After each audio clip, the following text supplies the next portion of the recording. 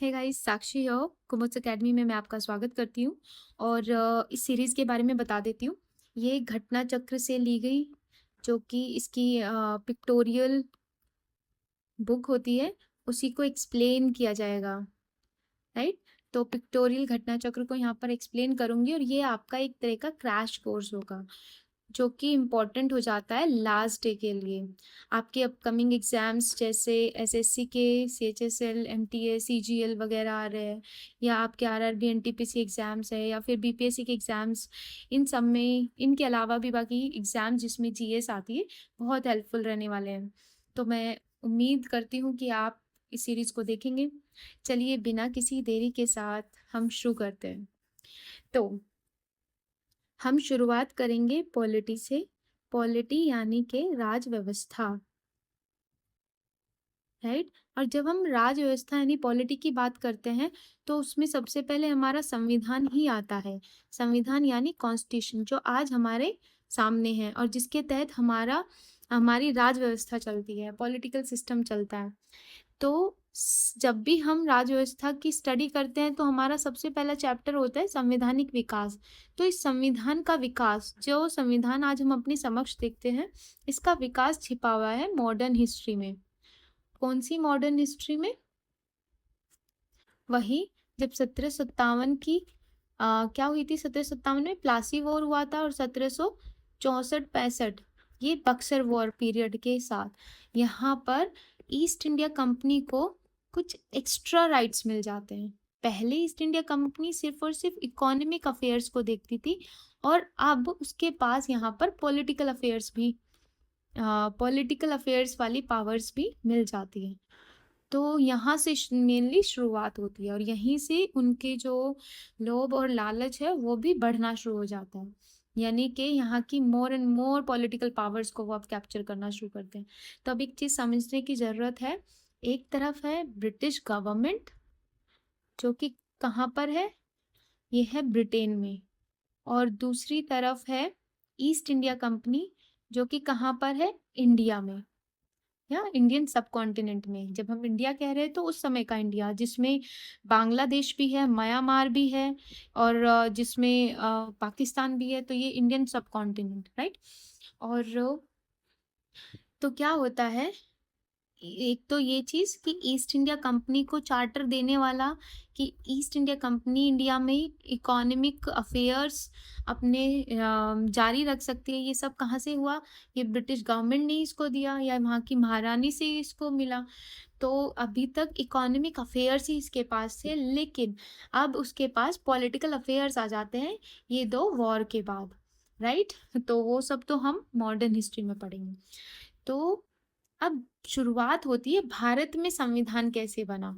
तो भारत का जो संविधान है उसकी नींव रखी हुई है इसी मॉडर्न हिस्ट्री में, और इसी मॉडर्न हिस्ट्री में ब्रिटिश गवर्नमेंट ने टाइम टाइम पर ईस्ट इंडिया कंपनी के लिए, देखिए ध्यान से, ईस्ट इंडिया कंपनी के अगेंस्ट में या उसी को रेगुलेट करने के लिए काफी सारे एक्ट्स लेकर आई या रेगुलेशंस लेकर आई, ठीक है? और इन्हीं में कुछ प्रोविजंस रहे हैं जो बाद में जाके हमने अपने कॉन्स्टिट्यूशन में भी इनकॉर्पोरेट किए, उसमें डाले, ठीक है? तो हम अपने संविधान का जब विकास कहते हैं तो इसकी नींव यहाँ से मिलती है। तो चलिए, ये तो सिर्फ एक बैकग्राउंड थी। अब चलिए जानते हैं पहला एक्ट। तो ब्रिटिश गवर्नमेंट ब्रिटेन में है, ईस्ट इंडिया कंपनी यहाँ पर है, और ये है रेगुलेटिंग एक्ट, जो कि British government east India company के लिए लाती है, ठीक है? तो शुरू करते हैं। ब्रिटिश संसद द्वारा पारित किया जाता है रेगुलेटिंग एक्ट को। और किस लिए पारित किया जाता है? इसलिए कि यहाँ पर कंपनी जो कि इंडिया में है, उसमें एक तो भ्रष्टाचार आ चुका है। देखिए, कंपनी, आफ्टर ऑल कंपनी जितना भी रेवेन्यू अर्न करेगी वो कहाँ पर पहुंचना है? ब्रिटेन में ही जाना है, या ब्रिटिश गवर्नमेंट को ही उसको पे करना है। तो अब अगर कंपनी भ्रष्टाचार में लिप्त हो गई है तो वो जो टैक्स का पैसा है वो कम हो जाएगा, तो ब्रिटिश गवर्नमेंट को तो लॉस होगा। इसलिए इसी को रेगुलेट करने के लिए, इसके अंदर फैले भ्रष्टाचार को रेगुलेट करने के लिए, कुप्रशासन को रेगुलेट करने के लिए इसको लाया जाता है, ठीक है? इसको रेगुलेटिंग एक्ट को, इसके नाम से ही पता चल रहा है, ठीक? इसमें क्या क्या प्रावधान थे? इसमें प्रावधान था एक तो एक चीज़ और समझने की ज़रूरत है, इस समय पर हम बात कर रहे हैं 1773 की। इस समय पर 3 प्रेसिडेंसीज़ हैं। एक है बंगाल प्रेसिडेंसी, ठीक है? और एक है मद्रास प्रेसिडेंसी और एक है बॉम्बे प्रेसिडेंसी। इन तीनों ही प्रेसिडेंसी में सबसे ज़्यादा पावरफुल उभर कर के आई बंगाल प्रेसिडेंसी। और ये हमने बताया भी 1757 और 1764 का जो वॉर था, जिसको ब्रिटिश ईस्ट इंडिया कंपनी जीत जाती है। तो इसका मतलब है कि इस चीज़ ने भी बंगाल प्रेसिडेंसी को ऊपर आने में मदद की।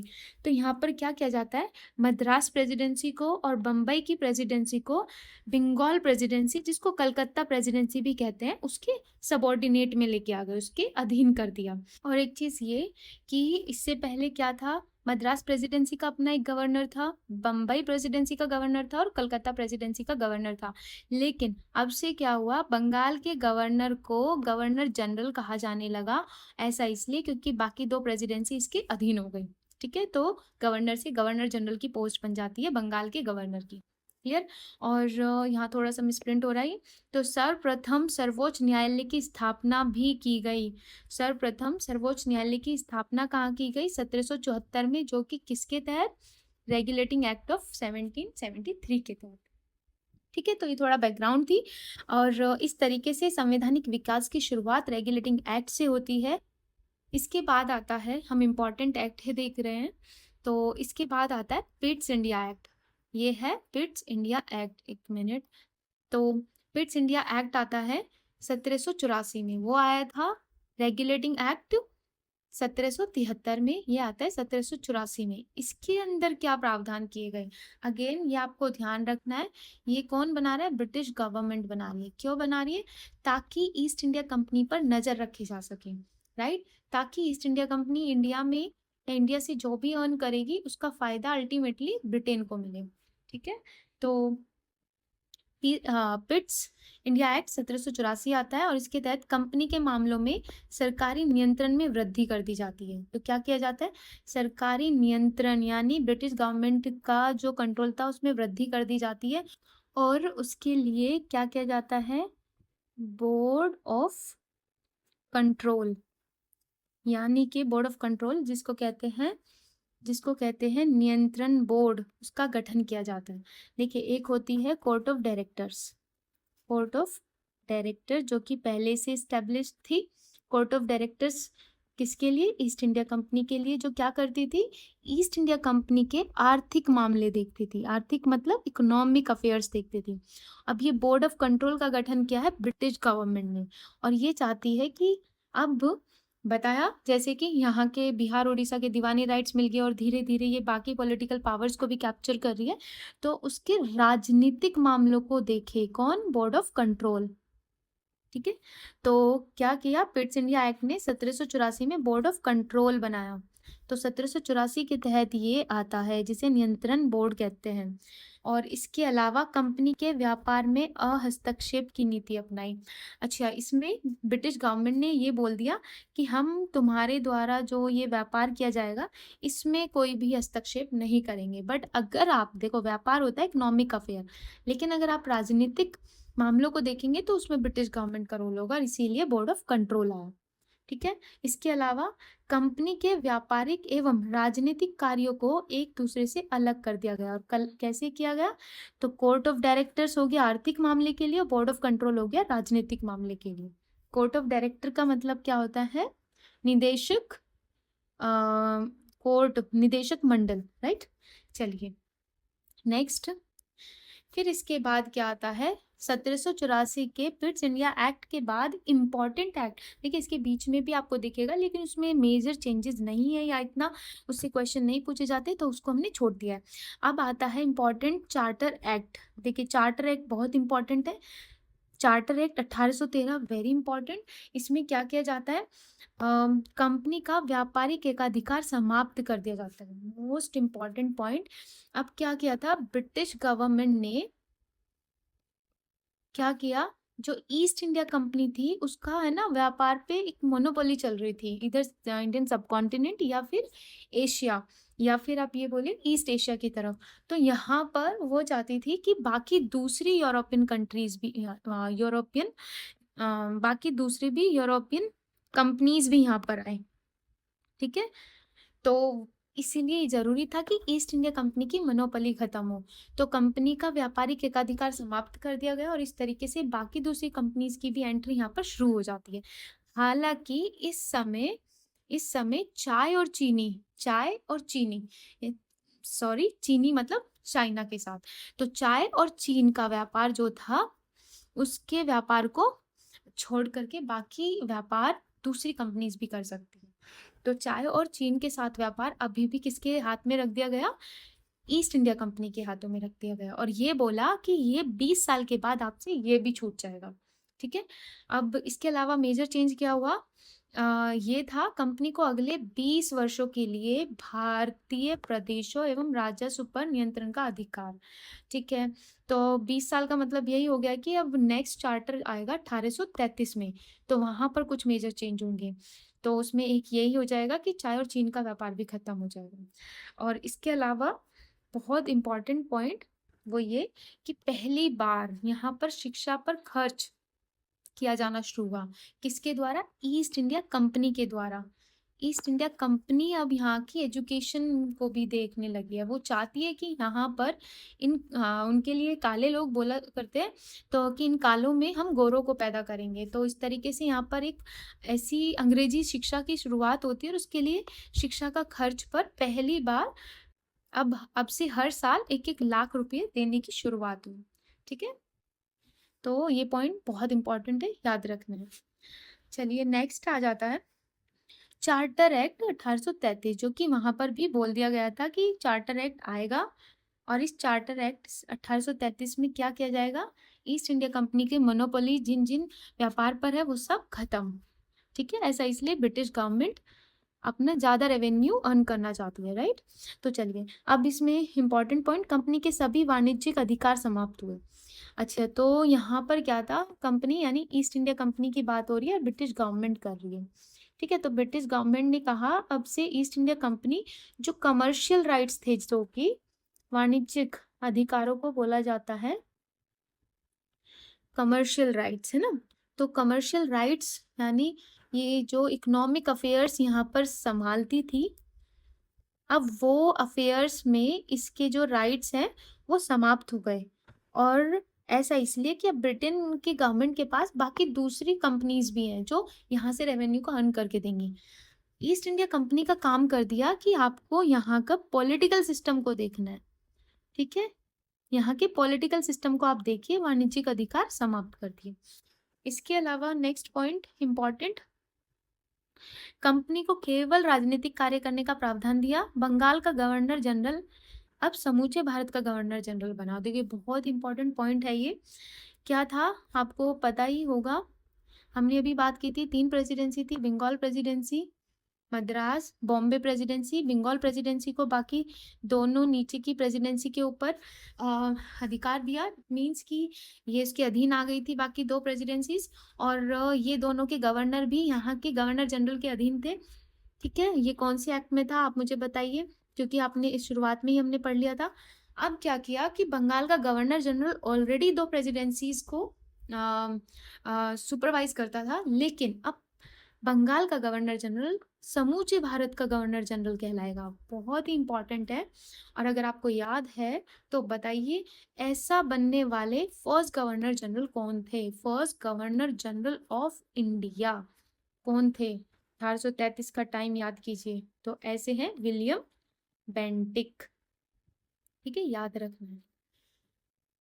और इसके अलावा इंपॉर्टेंट पॉइंट, कानून बनाने के लिए गवर्नर जनरल की परिषद, क्या नाम, गवर्नर जनरल की एक परिषद होती है, काउंसिल होती है, जैसे कि आज कैबिनेट होती है पीएम की, वैसे ही तो इस परिषद में एक विधि सदस्य यानी कि लॉ मेंबर भी ऐड कर दिया गया।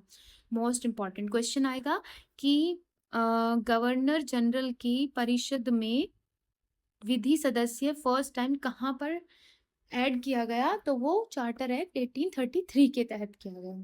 ठीक है, और ऐसे फर्स्ट विधि यानी लॉ मेंबर कौन थे? फर्स्ट लॉ मेंबर कौन थे? मैकॉले, याद रखना है, ठीक है। और बॉम्बे और मद्रास प्रेसिडेंसी से कानून बनाने का अधिकार छीन लिया गया। तो जैसे आपने देखा कि रेगुलेटिंग एक्ट ऑफ 1773 के तहत क्या किया था कि बंगाल के अधीन कर दिए थे मद्रास और बॉम्बे को। लेकिन 1833 के चार्टर एक्ट में क्या किया कि बॉम्बे और मद्रास प्रेसिडेंसी से कानून बनाने का अधिकार छीन लिया है, ठीक है। तो कानून बनाने का अधिकार भी छीन लिया है, याद रखना है। ये काफी कंफ्यूजिंग हो जाता है, तो मैं बार बार आपको रिपीट कराती रहूंगी ताकि आपको याद हो जाए। चलिए नेक्स्ट पे आते हैं। तो फिर उसके बाद इम्पोर्टेंट ये भी चार्टर है, हर 20 साल में आ रहा है इम्पोर्टेंट चार्टर जो हमने देखा। हालांकि एक चार्टर 1793 का भी है। फिर है एक चार्टर 1813 जो कि हमने देखा। 1793 में इतना इम्पोर्टेंट नहीं है वो, इसलिए हमने वो नहीं लिया है। 1813 के 20 साल बाद आता है 1833 का चार्टर एक्ट। और अब उसके 20 साल बाद आ रहा है कौन सा? 1853 का चार्टर एक्ट। तो इसमें देख लेते हैं क्या है। नियंत्रण बोर्ड और उसके अन्य पदाधिकारियों का वेतन सुनिश्चित किया गया। अच्छा देखिए, इसमें क्या कह रहे हैं। नियंत्रण बोर्ड अभी बताया था, बोर्ड ऑफ कंट्रोल, एक है कोर्ट ऑफ डायरेक्टर्स। अभी डायरेक्टर्स तो ईस्ट इंडिया कंपनी के हुआ करते थे। अभी बोर्ड ऑफ कंट्रोल तो किसने? ब्रिटिश गवर्नमेंट ने बनाया इसको। तो उन्होंने कहा कि नियंत्रण बोर्ड और उसके अन्य पदाधिकारी होंगे, उनका वेतन सुनिश्चित किया। ये वेतन सुनिश्चित किसने किया? ब्रिटिश गवर्नमेंट ने किया। और ये बोर्ड किसने बनाया था? कंट्रोल बोर्ड ब्रिटिश गवर्नमेंट ने बनाया था। लेकिन ये शातिर कितने बन रहे कि इनका जो पैसा होगा, इनकी जो इनकम होगी, सैलरी होगी, वो कंपनी पे करेगी। किनकी? बोर्ड ऑफ कंट्रोल की। और इस तरीके से कंपनी कहाँ से देगी? वो इंडिया से देगी, ठीक है। तो इस तरीके से ड्रेन ऑफ वेल्थ या वेल्थ ड्रेन थियरी जो कि दी थी दादा भाई नौरोजी ने, उस कॉन्सेप्ट की भी शुरुआत होती है। नेक्स्ट पॉइंट है डायरेक्टर की जो संख्या है। डायरेक्टर है court of directors. Yes, board of control की बात नहीं हो रही है, ये डायरेक्टर्स की बात हो रही है जो कि कंपनीज में होते ही हैं उनके इकोनॉमिक अफेयर्स को देखने के लिए। तो कोर्ट ऑफ डायरेक्टर्स की संख्या 24 से घटाकर 18 कर दी गई, ठीक है। और इन 18 में भी 6 मेंबर्स जो हैं वो क्राउन यानी वहाँ के किंग द्वारा नॉमिनेट होंगे। अच्छा, अब आपने एक चीज चेक की होगी, यहाँ पर कॉन्टिन्यूसली मेनली 1813 के चार्टर के बाद, शुरुआत तो 1773 से ही हो जाती है, बट 1813 के चार्टर के बाद ब्रिटिश गवर्नमेंट का जो कंट्रोल है बढ़ा रही है ना, या फिर वहाँ के जो किंग है, वहाँ की क्राउन है, उनका कंट्रोल कॉन्टिन्यूसली बढ़ रहा है। और ईस्ट इंडिया कंपनी को क्या कर रही है? उसके पावर्स को कम कर रही है। इसके बाद क्या होता है? इसके बाद आता है भारत सरकार अधिनियम 1858, ठीक है। Government of India act 1858। और ये टाइम है 1857 की क्रांति के बाद। 1857 की क्रांति को ब्रिटेन में देखा गया ईस्ट इंडिया कंपनी का फेल्योर। अब आपको पता ही होगा ईस्ट इंडिया कंपनी को 1813 के बाद से उसके जो कमर्शियल राइट्स थे, यानी कि जो वो इकोनॉमिक जो एक्टिविटीज इंडिया में करती थी वो लगातार कम कर दी गई। और उसकी पॉलिटिकल एक्टिविटीज को बढ़ाते गए, ठीक है। और अब इसका मतलब ये था कि इंडिया में political powers East India Company ही संभाल रही थी, लेकिन उसके बावजूद 1857 की क्रांति हो जाती है। तो ये एक तरीके से ईस्ट इंडिया कंपनी का फेल्योर था। तो अब क्या चाहती है ब्रिटिश गवर्नमेंट कि ये सीधा कंट्रोल जो इंडिया का एरिया है जिसपे ईस्ट इंडिया कंपनी का कंट्रोल है, अब वो सीधा ब्रिटिश गवर्नमेंट के अंडर आ जाए, ठीक है। तो उसी चीज को देखते हुए भारत सरकार अधिनियम 1858 आता है। तो इसमें क्या इंपॉर्टेंट पॉइंट है? भारतीय प्रशासन का नियंत्रण कंपनी से छीनकर ब्रिटिश राज मुकुट को मिल गया। इसका मतलब है कि अभी ईस्ट इंडिया कंपनी इस इंडिया पर रूल नहीं करेगी, बल्कि कौन करेगा? ब्रिटिश राज मुकुट यानी ब्रिटिश किंग। नेक्स्ट पॉइंट है भारत राज्य सचिव। ये भारत राज्य सचिव क्या होता है? इसको कहते हैं secretary of the state for India. तो secretary of the state for India जो कि डायरेक्टली कनेक्टेड था ब्रिटिश पार्लियामेंट से, इस पोस्ट को बनाया जाता है और बाकी जो बोर्ड ऑफ डायरेक्टर और बोर्ड ऑफ कंट्रोल था उसको खत्म कर दिया जाता है और उनकी जो पावर्स थी डायरेक्ट भारत के राज्य सचिव के पास आ जाती है। ठीक है। दूसरा पॉइंट है भारत के गवर्नर जनरल का नया नाम। अब क्या कर दिया है? पता ही होगा आपको, गवर्नर जनरल की जो पोस्ट थी, और वो भी भारत के गवर्नर जनरल, ये पोस्ट शुरुआत होती है 1833 के चार्टर से। विलियम बेंटिक ऐसे फर्स्ट गवर्नर जनरल थे जो भारत के थे। ठीक। तो अब इस पोस्ट को खत्म करके वायसराय पोस्ट बनाई गई और भारत के ब्रिटिश क्राउन का प्रत्यक्ष निधित्व ये देगा। इसका मतलब है ये डायरेक्टली रिप्रेजेंट करेगा ब्रिटिश क्राउन यानी ब्रिटिश किंग को। ठीक है। यहाँ पर भारत में ब्रिटिश क्राउन का डायरेक्ट रिप्रेजेंटेशन कौन होगा? वायसरॉय होगा। ठीक है। ईस्ट इंडिया कंपनी नहीं होगी। इसका सीधा सा मतलब ये है। समझ आया? तो भारत सरकार अधिनियम के 3 इंपॉर्टेंट पॉइंट कौन कौन से हैं? एक तो कंपनी से छीन करके सीधा ब्रिटिश क्राउन के अंडर में आ जाता है भारतीय प्रशासन का नियंत्रण। दूसरा, भारत राज्य सचिव की पोस्ट बनाई गई और उसको बोर्ड ऑफ डायरेक्टर्स और बोर्ड ऑफ कंट्रोल की पावर्स दी गई। और इसके अलावा कौन सा पॉइंट इंपॉर्टेंट है कि अब गवर्नर जनरल की पोस्ट नहीं होगी बल्कि वाइसरॉय पोस्ट होगी जो कि डायरेक्टली रिप्रेजेंट करेगी ब्रिटिश क्राउन को इंडिया में। आगे देखते हैं ब्रिटिश ताज के शासनाधीन अधिनियम। इसका क्या मतलब हुआ? इसका मतलब ये हुआ कि 1773 के रेगुलेशन एक्ट से लेकर के 1858 तक या इसके पहले तक, अभी तक क्या हुआ? ब्रिटिश गवर्नमेंट रूल्स रेगुलेशन ला रही थी किसके ऊपर? East India company. और ईस्ट इंडिया कंपनी ही इंडिया पर रूल कर रही थी। लेकिन 1858 के गवर्नमेंट ऑफ इंडिया एक्ट से लेकर के और हम देखेंगे 1947 तक, अब डायरेक्ट कंट्रोल में आ जाती है इंडियन जो कॉलोनी है वो किसके? ब्रिटिश गवर्नमेंट के, ब्रिटिश क्राउन के। ठीक है। तो उसी को बोला गया है ब्रिटिश ताज के शासनाधीन अधिनियम की शुरुआत। ठीक है। तो एक तो हमने यहाँ देख ही लिया था 1858 जहाँ से ये मेजर चेंज आता है। और अब नेक्स्ट है भारतीय परिषद अधिनियम 1861। तो ये परिषद मतलब इंडियन काउंसिल एक्ट। अब ये काउंसिल की बात हो गई। ठीक है। तो अब यहाँ से काउंसिल एक्ट शुरू हो जाएंगे, बहुत इंपॉर्टेंट। तो देखते हैं, वाइसरॉय को आपातकाल में अध्यादेश जारी करने की शक्ति दी गई। अध्यादेश आपको पता ही होगा क्या होता है अध्यादेश। अगर इसको देखा जाए तो अध्यक्ष का आदेश यानी कि जो हेड ऑफ द स्टेट है उसका आदेश, अध्यादेश। अभी हमारे कॉन्स्टिट्यूशन में अध्यादेश जारी करने की शक्ति किसके पास होती है? प्रेसिडेंट के पास होती है। आर्टिकल क्या है? आर्टिकल है 1, 2, 3। और यही स्टेट में गवर्नर के पास होती है पावर। तो इसको शफल करो 2, 1, 3 इस आर्टिकल के तहत। ठीक है, इसको याद रखना है। अध्यादेश जारी करने की शक्ति यहाँ पर वाइसरॉय को दे दी। ठीक है, किसमें? आपातकाल में। उसके अलावा और ये जो अध्यादेश होगा वो 6 महीने तक लागू रहेगा। ठीक है, 6 महीने तक लागू रहेगा। नेक्स्ट पॉइंट है वाइसरॉय की परिषद को कानून बनाने की शक्ति प्रदान की गई। बहुत इंपॉर्टेंट। इससे पहले तक क्या होता था कि या तो गवर्नर जनरल या फिर वाइसरॉय कानून बनाता था, लेकिन अब से कानून बनाने की जो शक्ति है वो वाइसरॉय की परिषद को दे दी गई, यानी कि वाइसरॉय की काउंसिल। वाइसरॉय की काउंसिल के साथ मिलकर के कानून बनाएगा। इसमें डायरेक्ट ये बोला जा रहा है। ठीक है। इसके अलावा इसमें इंपॉर्टेंट हो जाता है कि यहाँ से देखिए 1861 के टाइम पर कौन है? लॉर्ड कैनिंग है। कौन है? Lord Canning. Canning.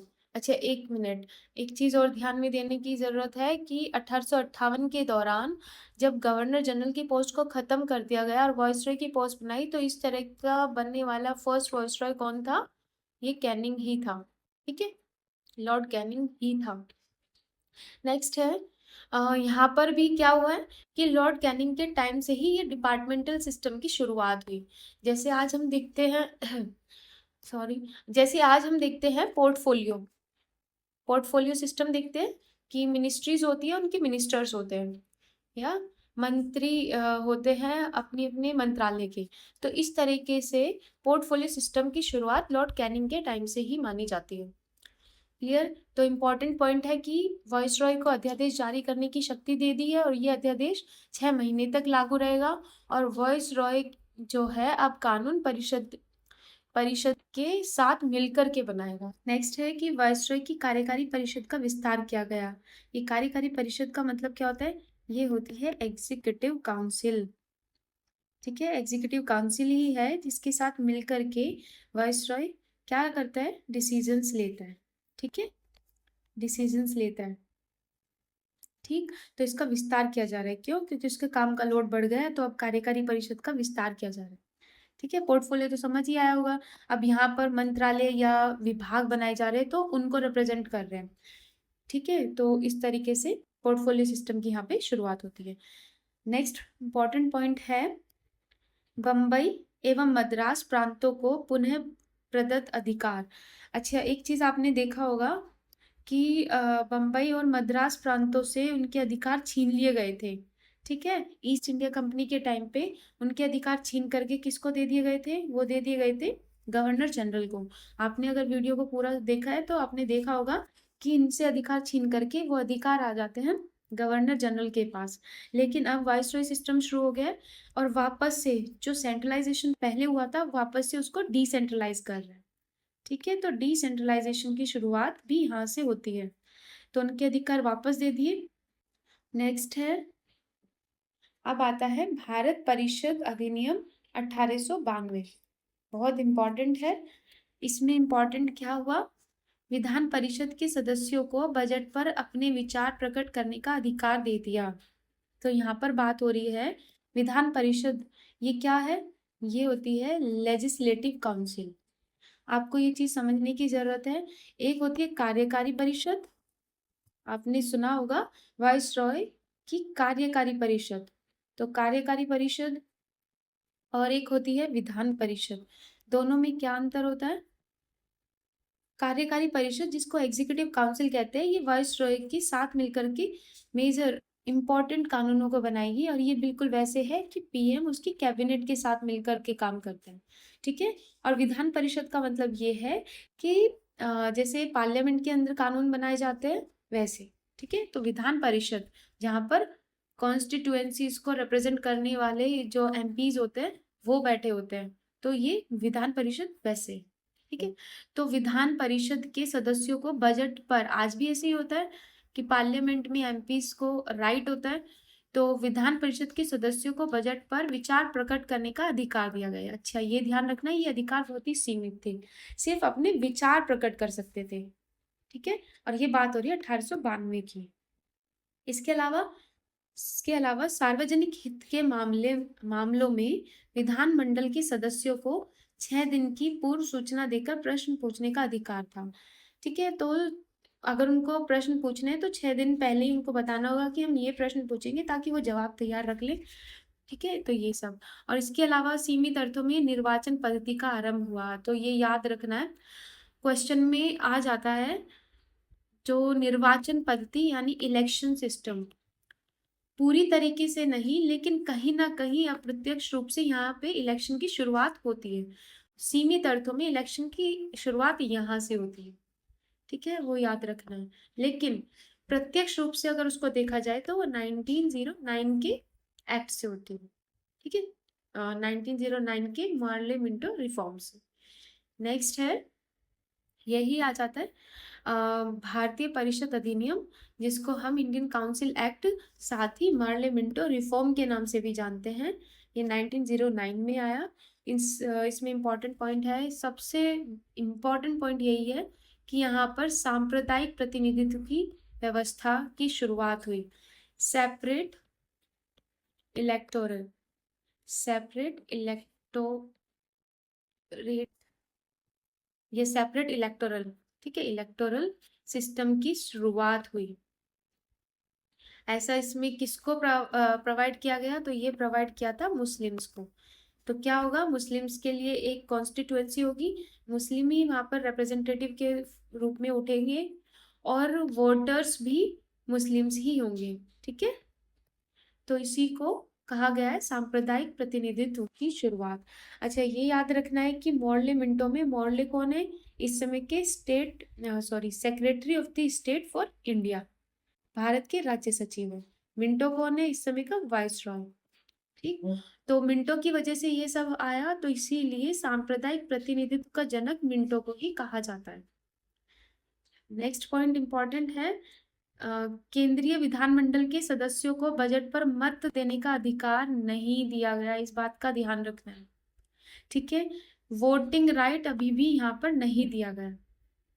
Next point, भारतीय परिषद अधिनियम 1909 के बारे में कुछ बातें बोली गई हैं, जैसे कि गांधी जी ने कहा है इस एक्ट ने हमारा सर्वनाश कर दिया। ऐसा इसलिए क्योंकि आपने देखा होगा सेपरेट इलेक्टोरल सिस्टम की शुरुआत यहाँ से हो जाती है, और कहीं ना कहीं एक मुस्लिम्स के लिए एक नए देश की जो डिमांड थी वो भी यहीं से पनपनी शुरू हो जाती है।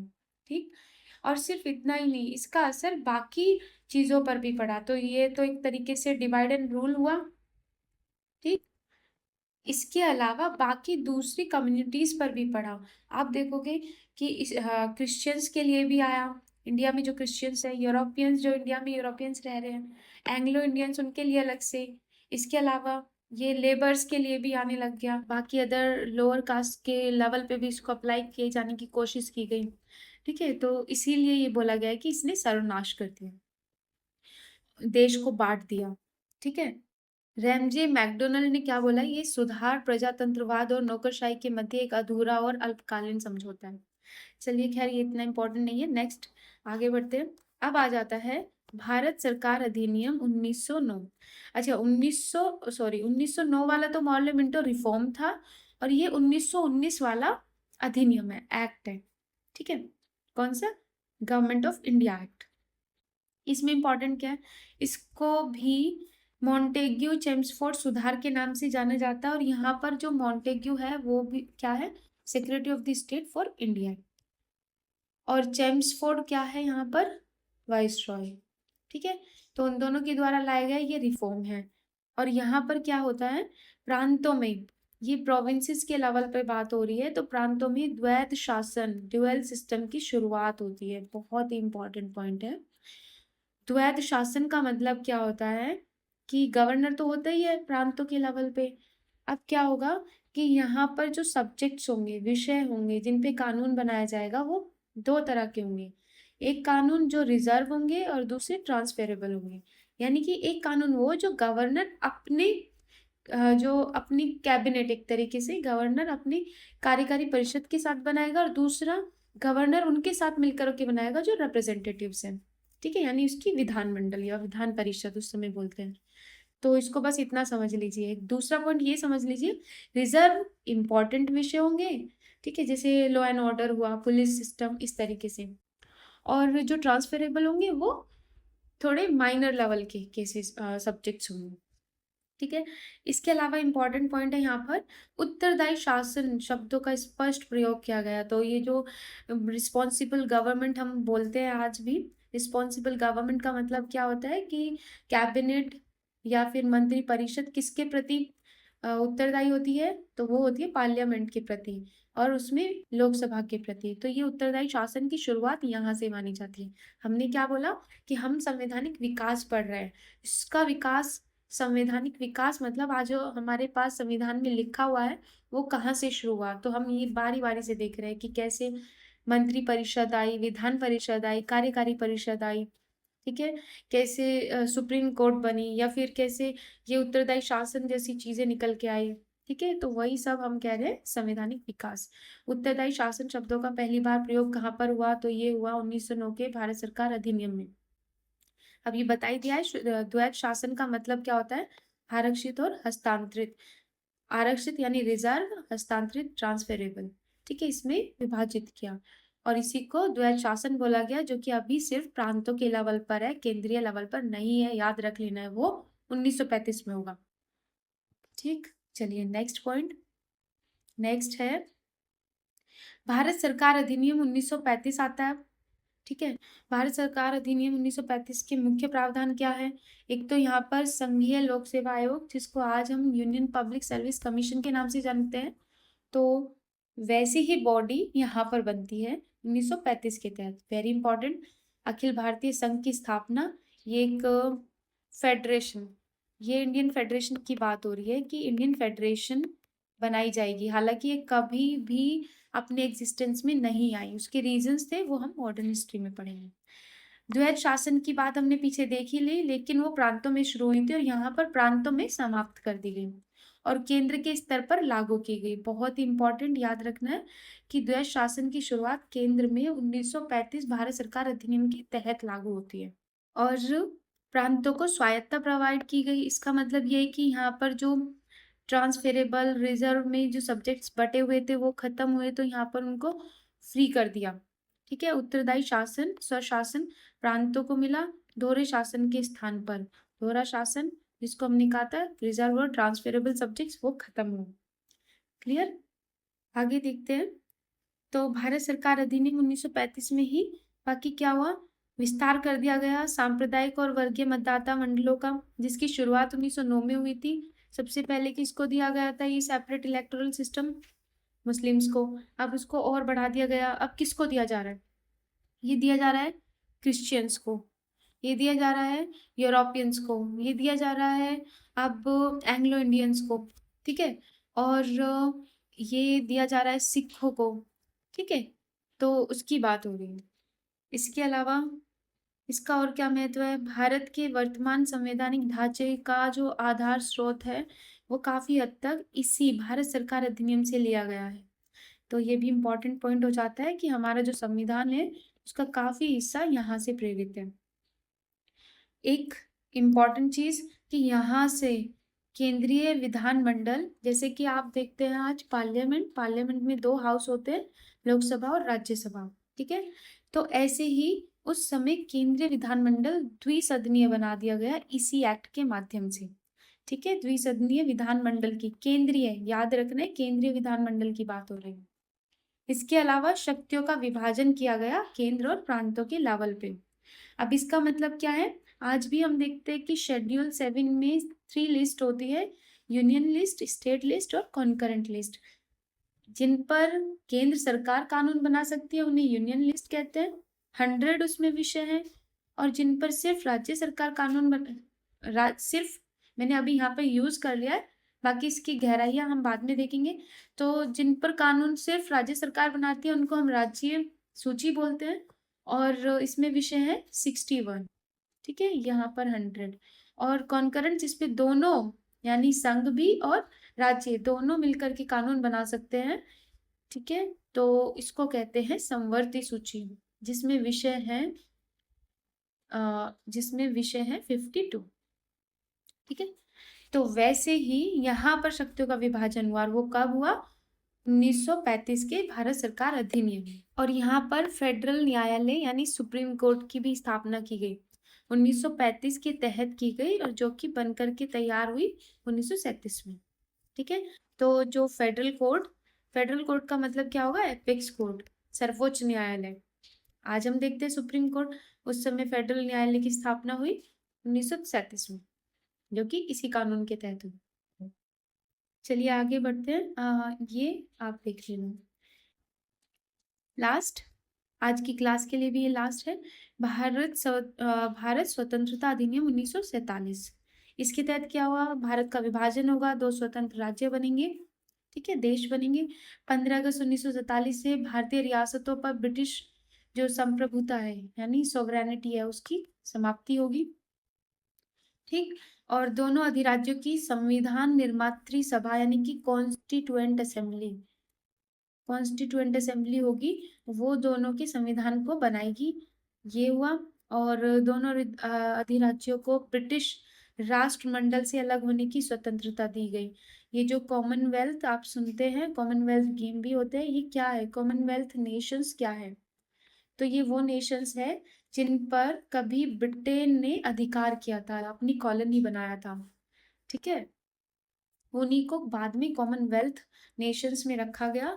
तो भारत और पाकिस्तान के पास ये पावर होगी कि वो कॉमनवेल्थ में रहना चाहते हैं, कॉमनवेल्थ नेशंस में या नहीं। तो आपको पता ही है, इंडिया ने ऑप्ट किया कि यस, हम कॉमनवेल्थ नेशंस का पार्ट होंगे, राइट?